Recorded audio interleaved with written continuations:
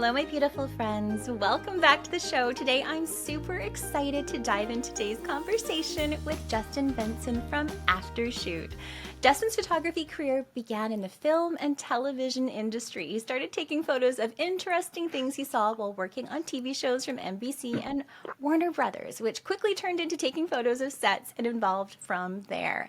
In 2011, when a family friend needed a photographer for their last-minute wedding, Justin discovered that's what he was meant to do. So from that wedding onward, he knew there was no place he'd rather be than celebrating couples in love. Now, as workloads grew, he was desperate to find a solution. So in 2019, he was able to connect with the founder of Aftershoot. Due to his invaluable ideas and dedication to helping shape the future of Aftershoot, Justin joined Harshit as co-founder and is now Aftershoot's Chief Innovation Officer. I am so excited to dive into today's conversation because AI is so big, especially in the industry right now, and I love that I'm talking to one of the pioneers of it. So welcome, Justin. Thank you so much for happening. Thank you so much for having me. I'm so excited to be here. Awesome. So tell us a little bit what Aftershoot is for those that maybe know nothing about it. Yeah, absolutely. Aftershoot is an application for photographers. It uses AI algorithms to help suggest the best photos for you, and it can use AI algorithms to edit your photos in one of our styles, or it can learn your editing style and edit on your behalf. So again, it's really a cool workflow tool to help speed up your process, but it's not your replacement. Yeah, I love that. I think that's one of the biggest fears for photographers is like we all want that faster workflow. And like for years it was like, okay, well you can outsource, but it's that fear of letting go and letting someone else make the decisions. And that's actually one thing that I struggle with because I've been an Aftershoot user for I think almost 2 years now. And I love it, but at the same time, I'm like, okay, I'm just gonna double check your work. Just gonna make sure that you pick the ones I would pick, and like most of the time, pretty good, right? So, do you have any advice on letting go of that control and really like learning to train the software and getting it to like understand what you really like? Yeah, so when it comes to the culling process, it's really important to know it's going to give you one of everything regardless. So you're going to get bad selections, but that's by design. We always wanted it to be that way because there's always those photos that maybe technically aren't perfect, whether it's closed eyes or blur or something's just not quite there. But at the same time, it just has so much value to you for whatever reason. So we always wanted to show one of everything. But when it comes to uh, helping it learn from you for the culling process, it really just revolves around repetition. So it's Mm, extremely important just to keep at it, keep changing, keep adjusting, and being somewhat consistent in that. So yeah. the way the AI learns from you is saying, okay, you're always preferring better emotion, no matter what the standard is. And then it says, you know what? Even if it's not as sharp of an image, we should consider that the better one, even if if the emotion's better, but the focus isn't as sharp. So, when it comes to letting go, I will never let go, right? I mean, it's my touch. I'm expected. I'm hired to be involved. But the way I look at it is when I'm going through my images, if I see something and it looks good and it looks up to standard, I don't need to see the other options, right? I know my clients are going to be happy with it. If I don't know a better option exists, they don't know a better option exists. Totally. So it's really like, but then when I land on a photo where I'm like, I feel like I have something better, whether I was shooting through a moment, then I really stop and I will look and I'll see if I can swap something out. Because there's always just a creative vision. Sometimes I swap things just because I want to feel superior than AI. I just like, yeah, I'm going to trade out this one, even though they're exactly the same, Yeah. because I want to say I did this. I love that. What has been really great for me is I am a chronic overshooter. Like overshooter to the max. And it's not like I'm doing weddings. I'm doing like family sessions or newborn sessions, but I'm still ending up with these, shooting like close to 700, 800 images during this time. And I'm like, okay, Lisa. And then when I go and edit them, I end up with these galleries of like 120 that I want to give to my clients. So what this has really helped me is it kind of puts the guardrails on and it's like, okay, we're going to look at the best of the best first. And then if you want to go look at other things, you can do that. But now like we've made it as efficient for you as possible to like maximize what you're actually going to edit. So that's one thing that has been like a savior for me. It's been so wonderful. Oh, absolutely. I mean, I photograph weddings, engagement sessions, a little bit of family, kind of a little bit of everything now, but primarily weddings. So for me, I'm coming back from a wedding with 5,000 photos. Yeah. That's way too many photos to deal with on any level, right? It'll reduce me down to 1,500. It gives me a nice starting point where I can then polish it and finalize it. And like you said, 800 photos for a 1 hour engagement session. I'm shooting like 1,200, 1,300 photos. Yeah. So again, just being that much closer to an end result, it really helps speed up the process. So you can kind of let go a little bit and say, I'm starting with 200 photos here. I want to give them 100. I can really just kind of alleviate some of that. But when I'm looking at, like, say, 5 identical photos in a row, I'm just sitting there going, okay, do I want one? Do I want two? Do I want three? Are they the same? Are they different? But when I see just one of the five and the other five are still there, I can still look at them if I want. But I see that one and I'm like, yeah, that's a great photo. I don't need to deliver three of the same thing anymore. Right. Yeah, it's been really, really beneficial. And I think also just the time savings, because I would always use photo mechanic.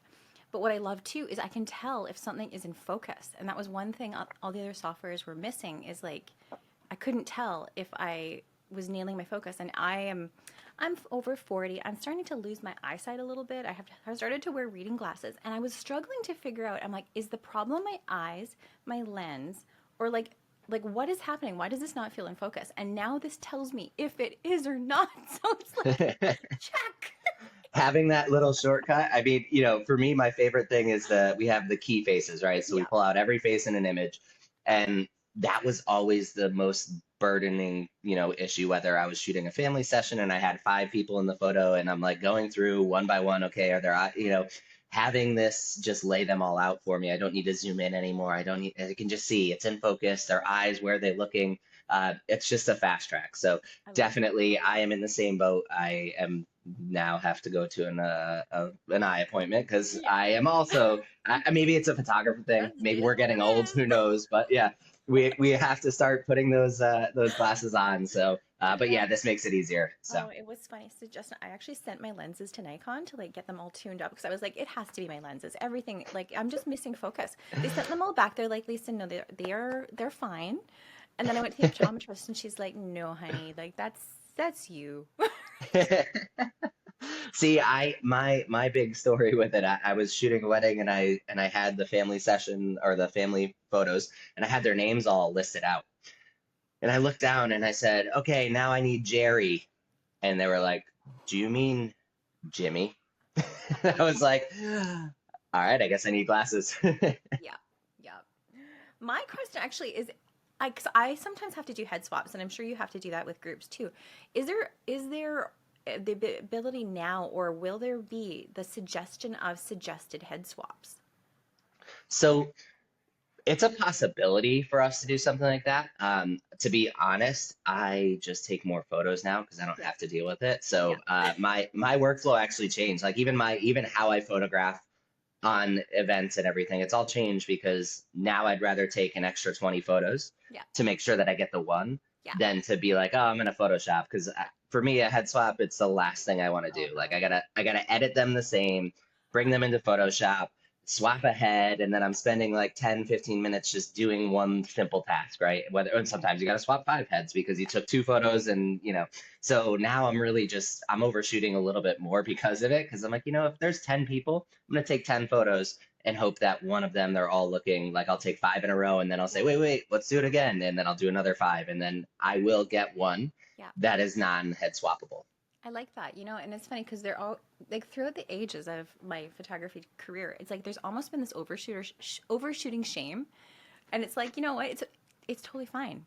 Like it's totally fine if you're an overshooter. Like I need So a shirt that there's says overshooter.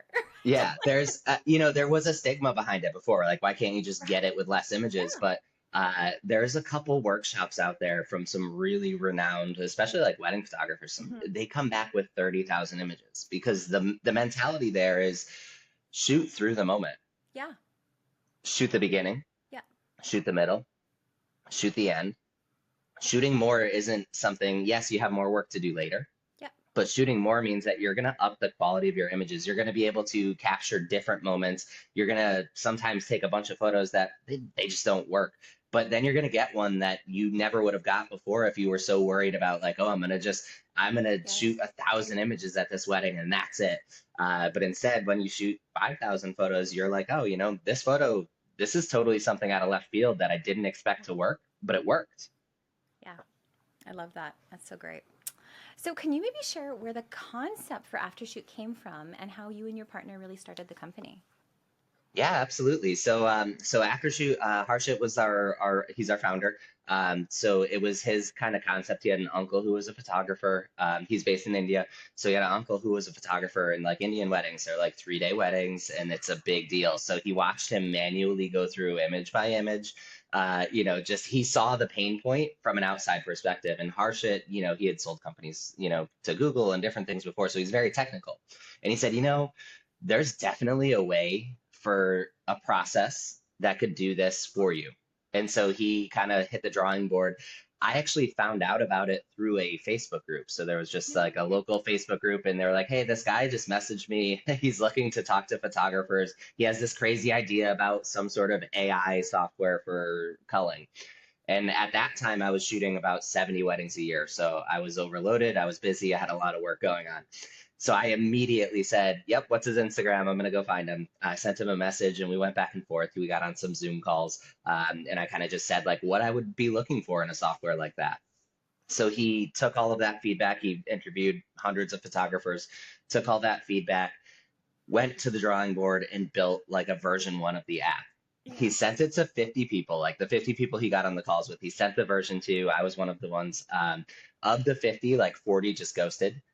10 of them came back and said, yeah, this is terrible. You should give up. Like, there's no way this is ever going to be a thing. Yeah. And then I was there like, this is the worst thing that's ever happened to McCulling, but I think we can do this. I think there's Yes. a way out of here. So I gave him all my suggestions, my ideas, my concepts, things that I thought would help, make it more like a photographer selection process. And he went to the drawing board. And from that point forward, we were on calls all the time and just kind of going through and spitballing ideas and trying to figure out how to make it a viable application for photographers. I love that. Ah, it's so good. It's so good. And like I think I found out about you guys through my friend Twyla, and then I did I think there was a free trial, and then I was like, I'm just signing up. Like this is so good. This is so good. And now there's like a few others on the market now, but I've tried them Yeah. all.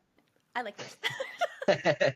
Yeah. So, there's that's I think what's really cool about this space right now is that where everyone's trying to innovate and find Yeah. the next big thing and ways to improve upon it.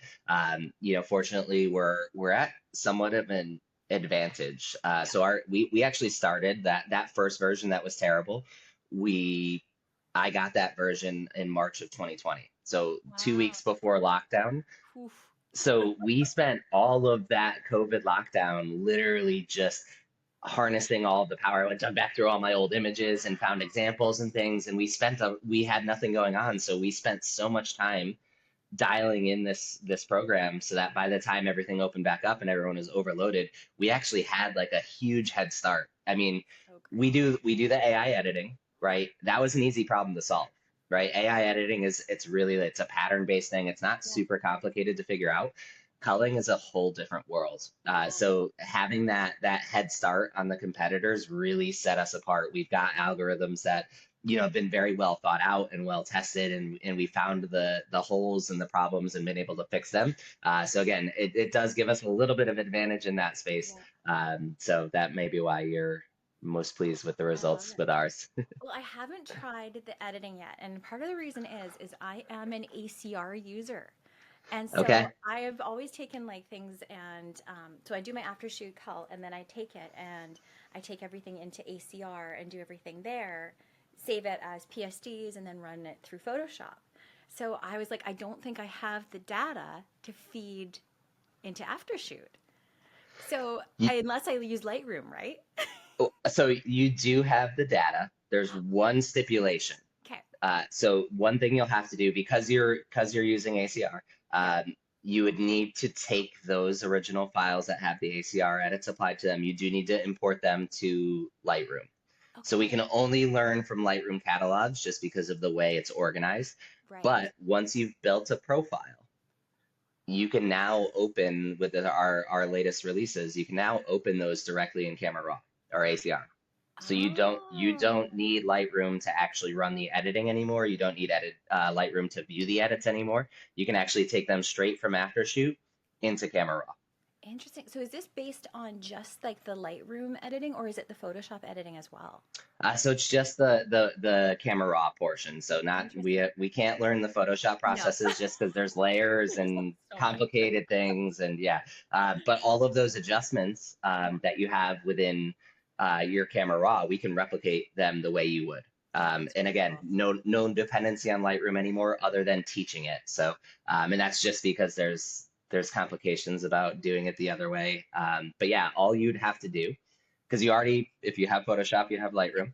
All you'd need to do is actually go to those files that you've had in ACR, just import them into Lightroom, yep. and that's all you have to do.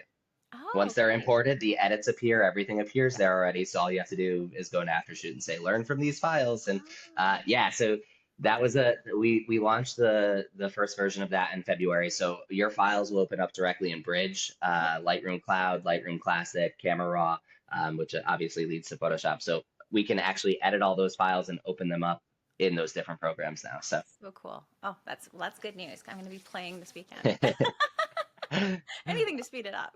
yeah, all innovation. I mean, it really is the editing. We didn't really talk too much about it, but it's again just another one of those processes that, Yeah. as photographers, we apply a preset and then we Yep. go and we tweak on the preset. And then, if you're doing bulk stuff, you're syncing that preset across. There's so many different processes and things that we as photographers have to do that are really mundane, Yes. right? Like we can take that whole process out of it and make it, oh, I'm looking at something that's already had the preset applied, already been tweaked upon, and I'm just making sure that the final tweaks are good.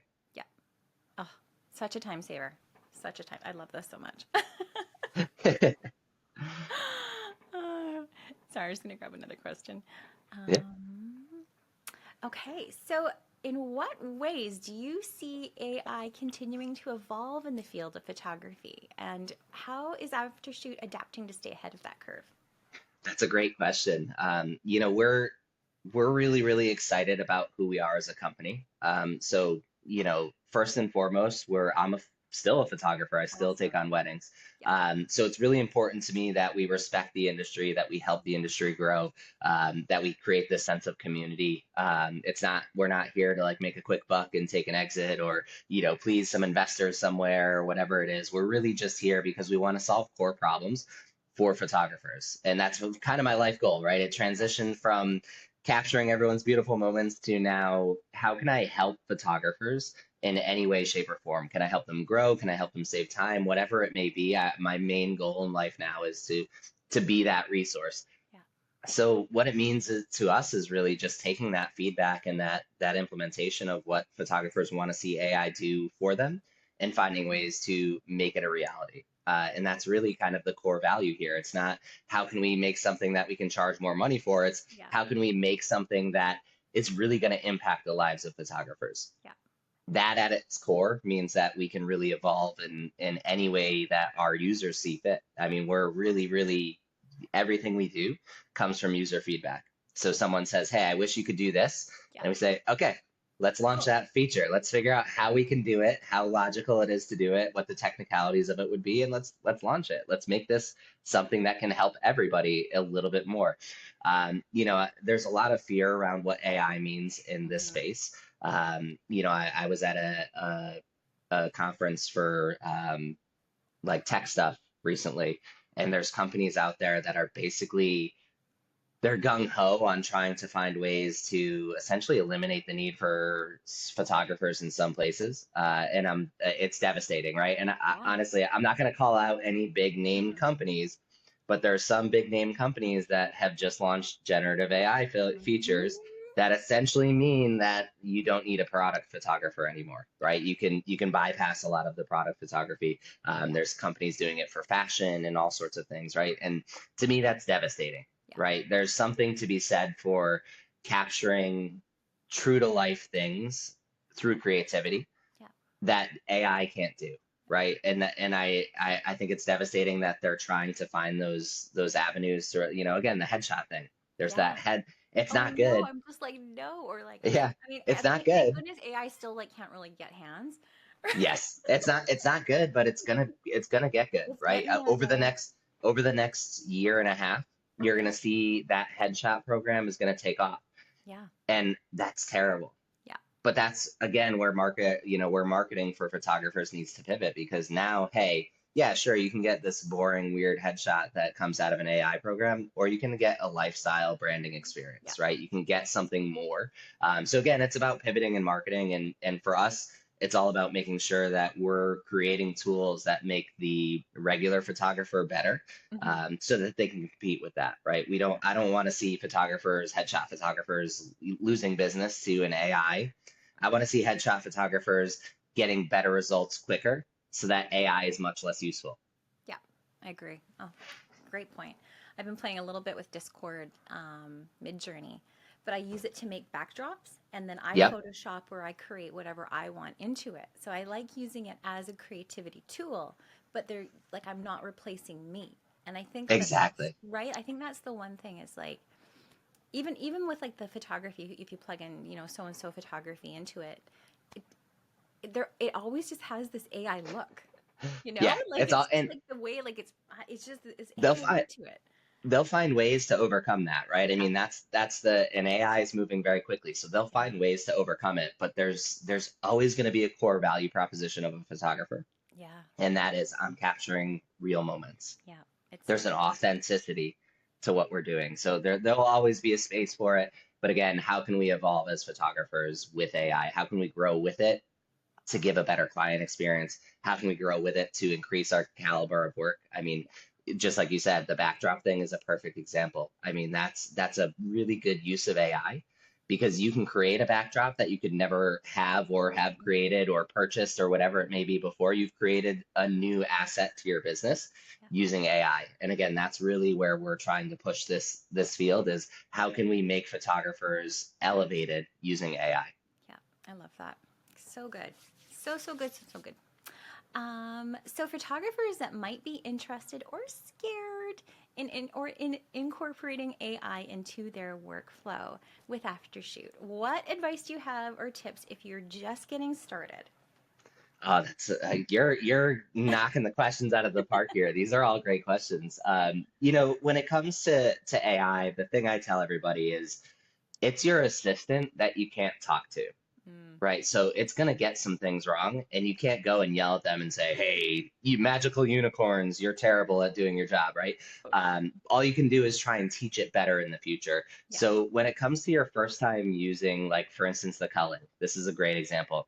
Run it on some looser settings. You're gonna not find as much of the benefit, right? So if you say, "Hey, give me more images," you're gonna not see as much time savings, but you're gonna start getting a feel for how AI works, because as much as we can put into it, there's also some things that it's just generally going to do different than a human would. Yeah. And this is a great opportunity for the user to get in there and say, okay, where are the shortcomings of AI, and where are the good and positive things? Like, where is it really outperforming what a human would do? And then slowly ramp it up from there and say, okay, I asked it to give me more images. Maybe I'll give it the medium setting now. I'll let it give me a little bit less images. I'll see where the difference is between what it did on the more images and what it did now. So again, you can walk into it slowly. We even have a brand new mode. It's called AI assisted culling. And all it's going to do is pull out the key faces and mark the focus and the closed eyes on the faces, and then it's going to stack the similar images. So again, it's a completely manual tool. You still have to go in and pick every single image, but if you're kind of afraid of how AI works and how you can get involved with it, it's just a great starting point. It's features that you can't really get from a lot of programs, right? And that's 100% free, right? That's our introductory. Like, we're not going to do a lot of the work for you. We're just going to help you do your manual process. But yeah, going nice and slow. Same with the editing. That's a really important one. I think a lot of photographers are like, if I just give it all this work, Mhm. it's going to replicate my behavior. Yeah. But again, it's that assistant you can't talk to. So if I expect it to edit like me on a cloudy day, if I asked a human to do that, I'd still need to give a human a Yeah. thousand images outside on a cloudy day, all different conditions for it to learn. So it's important to know that, like, if you expect it to know how to do something, you got to show it a bunch of examples, like Yeah. not just one session on a cloudy day. You want to show it 10 sessions on a cloudy day, one where you're in open shade on the cloud, because even a cloudy day is different. Yeah. One cloudy day to the other cloudy day, one location on a cloudy day versus another location. So you really have to show it that variety and what you expect it to learn for it to pick up on that. Totally. And probably even giving it a few sessions in different types of sessions and not expecting it to be like really fast out of the gate, because it is that beginner learning stage that you kind of have to go through. It was like when we all learned Photoshop, or like when I recently got a bread maker and put all the ingredients in, didn't really read the instructions, and then expected me to have this amazing gluten-free bread that popped out, and it was hard as a rock. There's nothing wrong with the bread maker. I didn't put Yep. the right ingredients in, right? Yeah, actually, that's the best. I'm gonna probably start using that analogy moving forward because I love that. I mean, really, it's what you give it, how you teach it, your first time making bread, it's not gonna be great. I Nope. mean, you're probably not gonna end up with what you expected, but that's where experimenting and trying different things and utilizing it just gets better and better the more you do it. And then before you know it, you've got a bakery. Yep. I love that. Awesome. So what's been the best piece of business advice you've ever been given? That I've been given. Whew. You know, there's so much advice, unsolicited, solicited. There's everywhere you go, somebody is giving you advice. And I think the best, and it's the simplest, the best piece of advice that I've ever been given for my business is um, don't listen to advice, Yeah. right? Take everything and just say, okay, that's how that person would do it. Maybe I take a piece of that or some portion of it, but there's not one size fits all, right? Especially in a photography business, nothing is the same, right? So everyone's going to say, charge your worth, right? That's a very common one that everyone says, charge your worth, charge your worth. But if you're charging your worth, but you don't, your worth isn't really deserving, it doesn't apply.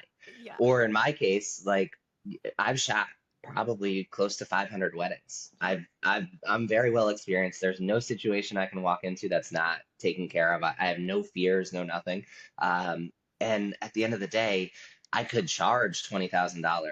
Yeah. That would be what my expected worth is Yeah. a $20,000. I don't have $20,000 clients. I No. cannot charge. That's my worth, but that's not Yeah. what I can charge, right? So it's taking that piece of advice and saying, okay, that's my worth, but what's my market? Yes. And combining those two things, and that's where I find that middle ground. So don't take everybody's advice. Take all of the pieces of it, absorb it, and understand that some parts might fit and some parts might not fit. I love that so much. I love that so much. It's so true. And it's like you can't outsource your thinking either, right? Like Yeah, that's one yeah. of the What things. It's works? like stop trying to hire people to think for you. Yeah, I mean, what works for my photography business for marketing is Yeah. something that nobody told me, Yeah. right? So my entire business operates on it's direct referrals and it's very much so venue-based referrals. So my target was finding the venues to become preferred at, building relationships, and I do everything they ask, right? Like everyone says, "Oh, charge the venue to put your thing here and do this and do that." And I took none of that advice because I said, for me, it's more important to be in the good graces of the venue. Yeah. And then the venues are the ones that are like, yeah, this is the guy you got to go hire. And the inquiries, like, I don't market, I don't advertise, I don't do anything. And the inquiries never stop. They Yeah. still come from all of those venues over and over again, just because if they ask something of me, I do it. I love that. That is smart business. I love that. So good. All right, you ready for our lightning round? I hope so. So, if you like to cook, what do you like to cook the most? So I am a terrible cook. I do thoroughly enjoy making cookies out of the box, though. So you crack the egg in the flour. That's my favorite. I love it. Okay, I got to tell you a story. So I have never really been a baker, and I have a 14-year-old son. And so I baked cookies from scratch for the first time. He took them to school and he told his girlfriend and all his friends that he cooked them. He was I amazed. He's like, they were so good. And he's like, Mom, he's like, can you make more cookies? I'm like, I don't know if I can, man. Like, I've never done it before. That was the first time. That's why I like the box mix, right? Because I am consistent there. Like there is no experimentation required. I will always Yeah, deliver an okay cookie or an okay yeah, cupcake by just following instructions. totally. I love it. So, what's your favorite movie? Oh, this is embarrassing. My favorite movie is Dumb and Dumber. Oh, it's a good one. It's a good one. Yeah. I could pull up so many quotes right now. Me too. Don't get me started. The Mockingbird song we actually sang on all road trips. Oh, me too. Yeah. Oh, it's a standard. Um, Favorite guilty or not so guilty pleasure? Oh, so I am I love Reese's peanut butter cups, and I will eat them pretty much every day. Like I have stacks you can get at like some of these stores, they have like bulk packs of Reese's peanut butter cups, and I have Yeah, them, and I eat them like 4 to 6 every night. I love it. So good. What is something you've accomplished as an adult that your younger self would be proud of? Wow. My younger self would probably just be proud that I am anything, right? I think when I was younger, I would have never guessed that I am where I am today. Yeah, I love that. Awesome. Oceans or mountains and why? Mountains all day because beaches have sharks. True. But I sunburn pretty okay. So yeah, I like some trees and some shade. So yeah, definitely mountains are beautiful. I love it. When do you feel most authentically yourself? I feel most authentically myself when I'm helping people, right? I mean, there's just who I am as a person. I'm always just me when somebody's in need. Yeah, I love that. What advice do you have for someone just starting out in photography? I just said don't, yeah, I just said don't take advice from other people, and now, but no, there's so many places to start, and so many paths to take in photography. And I think the most important thing that any photographer needs to just sit down and realize is don't worry about everybody else. Mm, There's going to be a million other photographers in your area charging less. Even if you're the cheapest, you'll find somebody that's cheaper than you. yeah, So don't really worry about what everyone else is doing. Focus on you and your journey, right? Network with the people you want to be their photographer for. Work towards the final goal of being satisfied with your business and where you are. For me, like I said, weddings. I loved weddings. I shot that first one and I said, this is what I want to do. I love people happy in their proudest moments. That's what I wanted to do. If I That's where the money is too, but yeah, you shouldn't be doing it for money. You should be looking for I mean, obviously it's a business, you have to make money, but you should be looking at where do you want to be and how do you turn that into a brand. yeah. Love that. So good. So, where can our listeners learn more from you? So of course, Aftershoot, we're Aftershoot Co on Instagram. If you want to connect with me, I'm Jay Benson Photography on Instagram, but always happy to get messages and give advice and all of the things because if I can help, I'm happy to. Awesome. Well, I love to end my interviews just with this last question, and it is what are you currently curious about or artistically curious about? Oh, that's a surprise question. I should have prepared for that better. You know, intrinsically, I'm very curious about how creative processes are going to adapt and adjust, Yeah. right? I think there right now is a time frame when so many things are different and the creative is not, right? So the creative side of things, you will always be creative. But again, these AI tools where I can spit in prompts and get inspiration and take that inspiration and go implement it in real life, or I can take some concept that I have had in my head and actually execute on it because I don't need to fly to Iceland to go stand on this location, right? I think there's so many bounds and ways that creatives can adapt and adjust in this new age. So I'm very curious and inquisitive to see like how do we do it? How as an industry are we going to change and be better as a whole? I love that. Well, Justin, thank you so much for joining me today. Thank you so much for having me. It was an absolute pleasure. Oh, my beautiful listeners, I hope you have loved this conversation just as much as I have.